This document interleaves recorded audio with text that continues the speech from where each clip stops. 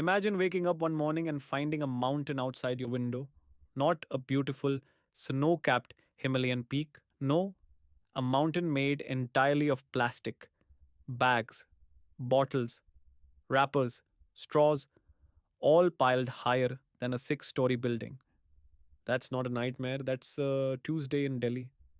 India is drowning in plastic, and the wave is getting bigger every single day. So buckle up, because we're about to break down exactly how bad this crisis has gotten, why the systems meant to fix it are falling apart, and whether anyone, is actually doing something about it. Let's start with the numbers because they will absolutely ruin your day in the best possible way. India generates over 14 million tons of plastic waste every single year. That's roughly the weight of 2 million elephants worth of plastic annually. And here's the kicker, only about 60% of it even gets collected. The rest, it goes wherever it wants, rivers, oceans, lungs.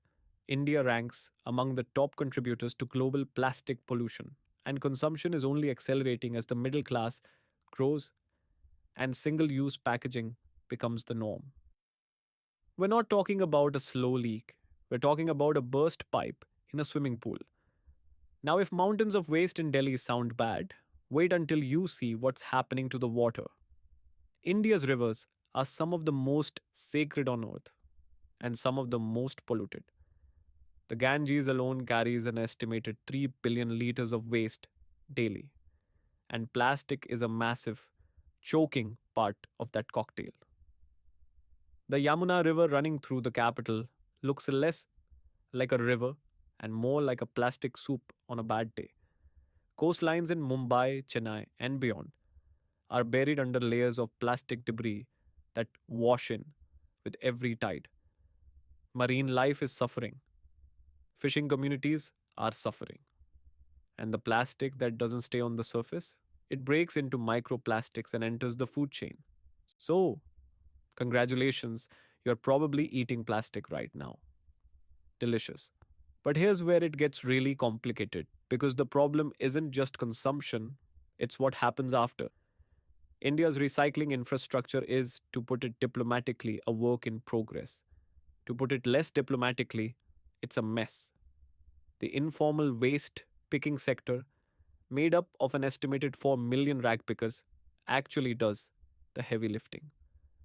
These workers sort and salvage recyclables by hand, often without protection, often without recognition, and almost always without fair pay. They are the backbone of whatever recycling actually happens. And yet, formal infrastructure, the kind with actual facilities, investment, and technology, is dramatically underfunded and overwhelmed. Municipalities can't keep pace with the volume. Segregation at the household level barely exists. And extended producer responsibility, the policy that's supposed to make companies accountable for their packaging waste, is enforced so inconsistently it might as well be a suggestion. So, who's actually trying to fix this? Because doom and gloom is only fun for so long. Across India, grassroots heroes are showing up in ways that would make your jaw drop.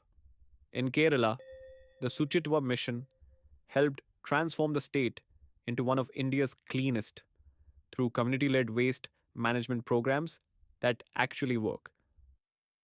In Pune, an organization called Swatch has formalized the rogue picker workforce, giving thousands of waste workers legal recognition, better wages, and dignity.